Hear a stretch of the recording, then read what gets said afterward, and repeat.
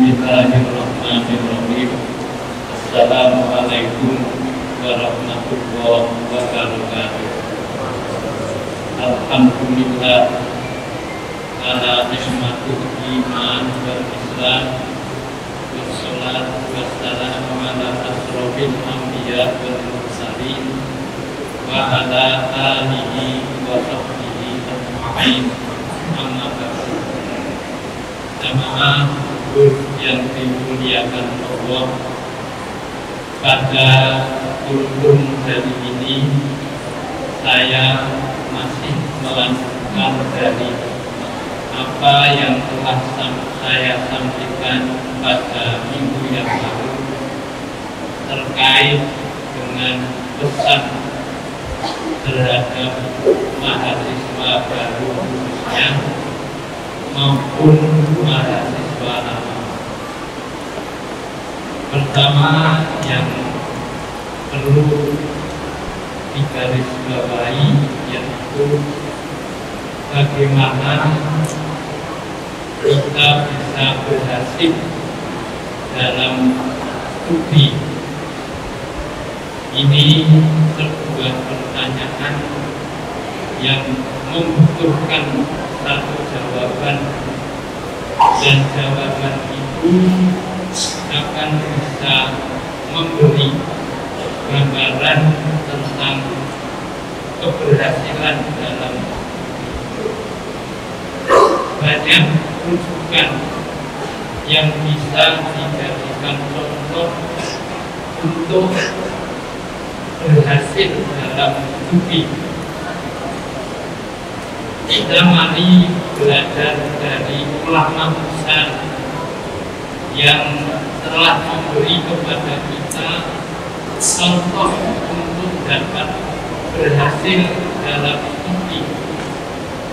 Contoh yang ingin saya sampaikan adalah Ibnu Hajar. Ibnu Hajar kalau kita bahasakan ke dalam bahasa Indonesia yaitu anak batu. Kenapa beliau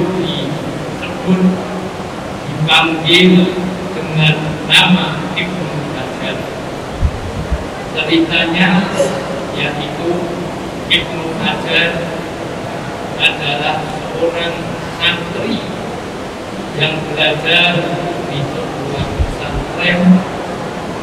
Lama dia belajar di situ, dengan lama dia belajar, ternyata dia tidak memperoleh ilmu yang seimbang sesuai dengan lama dia belajar, karena dia ada banyak keterlambatan dalam kemampuan berpikir ataupun kemampuan yang lain. Akhirnya beliau memutuskan untuk tidak melanjutkan belajar di tempat tersebut. Dia kembali pulang ke rumah. Dia menyimpulkan bahwa dunia ilmu pengetahuan bukanlah dunianya. Dia akhirnya pulang. Dia kemasi segalanya yang dia bawa ke tempat belajar tersebut. Dia angkut bawa ke rumah. Dalam perjalanannya menuju ke rumah, tiba-tiba hujan lebat yang mengakibatkan dia harus mencari tempat untuk berteduh. Berteduhlah dia di sebuah gua. Saat dia berteduh di sebuah gua, dia duduk di atas batu besar. Di saat dia duduk di sebuah batu besar, dia melihat di depannya ada sebongkah batu yang ditetesi oleh air dari atas. Air menetes sedikit demi sedikit, yang selama dia menunggu air yang menetes di atas batu yang keras ternyata batu yang keras tersebut bisa berubah karena air yang menetes dari atas gua. Sambil duduk menunggu hujan terang, dia terinspirasi dari air yang menetes ke batu yang menjadikan batu itu berubah.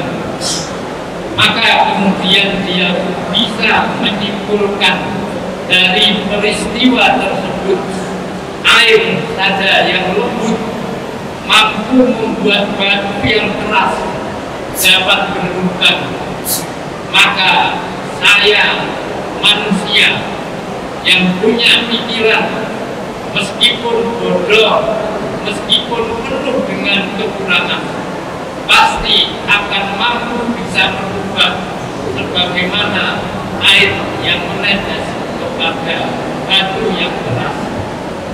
Akhirnya dia kembali, tidak jadi pulang, melanjutkan belajar, sehingga dia dengan sekembalinya setelah terinspirasi dari air dan batu, dia merubah diri, merubah cara, merubah sikap bagaimana dia harus belajar dengan baik, dengan sungguh-sungguh.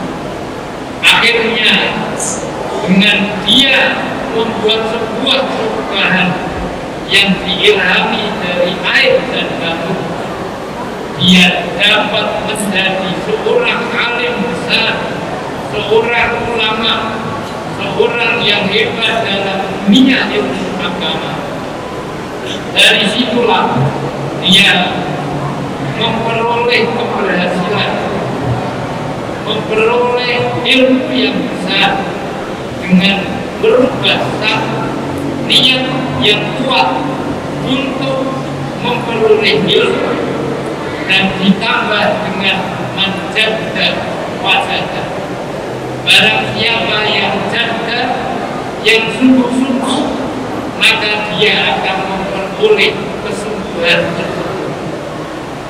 Disinilah muncul pepatah yang tersebar di kalangan orang-orang Arab, yang pepatah tersebut sebagaimana yang saya katakan, menjaga wajah. Barang siapa yang bersungguh-sungguh akan memperoleh dari kesungguhan tersebut. Tidak ada kesia-siaan bagi orang yang bersungguh-sungguh. Siapapun orangnya, sebodoh apapun manusia, kalau dia menancapkan di dalam dirinya niat dan kesungguhan, maka dia akan menjadi orang yang berhasil. Karena itulah beliau dikenal dengan nama Ibnu Hajar, anak batu, karena dia belajar dari peristiwa yang dia alami saat berada di dalam sebuah gua. Yang kedua, ini berbeda pendekatan dengan peristiwa Ibnu Hajar, yaitu pendekatan yang dia peroleh dari seorang guru yang beliau lebih mempunyai kedekatan dengan teori tasawuf, yaitu Imam Syafi'i. Imam Syafi'i ini memperoleh pendekatan tasawuf dari gurunya yang namanya Waqi'. Pada suatu ketika Imam Syafi'i merasa bahwa dirinya banyak memperoleh kesulitan dalam menghafal, sebuah halangan yang banyak dihadapi oleh orang-orang yang belajar adalah persoalan menghafal. Ada yang sulit menghafal, ada yang mudah menghafal. Imam Syafi'i ini termasuk orang yang memperoleh kesulitan dalam menghafal. maka dia sakautu ila waki su'afid. Saya mengadu, menghadap kepada guru saya Waki bahwa saya saya banyak kesulitan dalam menghafal. Maka gurunya kemudian memberi nasihat, fa'arsadani ila tarkil ma'asi. Guru saya memberi nasihat kepada saya untuk meninggalkan maksiat. Ternyata maksiat itu boleh pakai, itulah yang akan membawa sebab kesulitan seseorang untuk dapat bisa menghafal dengan baik. Maka Waqi' mengatakan wakhbarani bi annal ilma nur. Dia memberitahu kepada saya bahwa ilmu itu seperti cahaya. Al-ilmu nur wa nurullah la yubda lil 'asi. Ilmu itu cahaya dari Tuhan, dan cahaya dari Tuhan akan tidak bisa diterima oleh orang yang bermaksiat. Jadi Waqi' mengatakan ilmu itu cahayanya Gusti Allah, dan cahayanya Gusti Allah itu akan tidak dapat diterima oleh seseorang kalau dia banyak melakukan tindakan maksiat. Ini gimana kita bisa menerima hubungan antara kesulitan menghafal, antara cahaya dan maksiat. Kalau kita ibaratkan sebuah kaca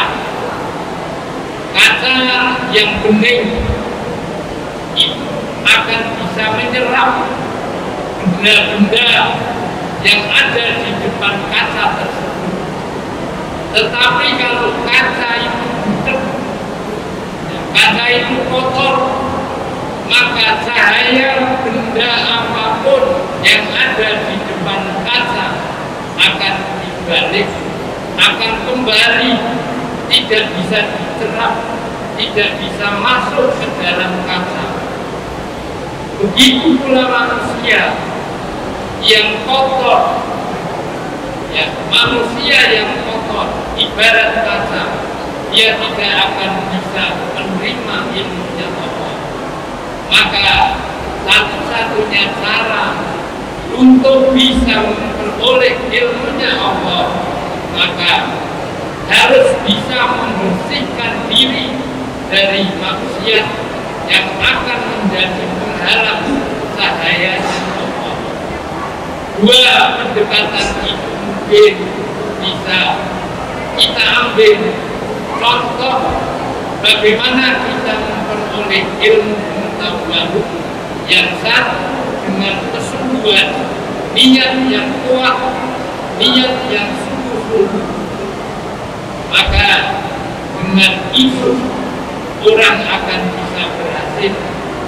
Dengan dua cara pendekatan yang dia peroleh oleh Imam Syafi'i, kita akan bisa menggapai cahaya Allah yang itu tidak akan bisa dicapai oleh mereka-mereka yang melakukan tindak perbuatan maksiat. Maka akan lebih hebat kalau kita bisa menggabungkan pendekatan Waqi', pendekatan Imam Syafi'i dari gurunya Waqi', dan pendekatan Ibnu Hajar yang dengan menggunakan cara niat yang kuat dan sungguh-sungguh untuk mewujudkan niat. Mudah-mudahan apa yang saya sampaikan bisa bermanfaat, khususnya kepada adik-adik yang sedang untuk dapat meraih sebuah keberhasilan dengan taufik wal hidayah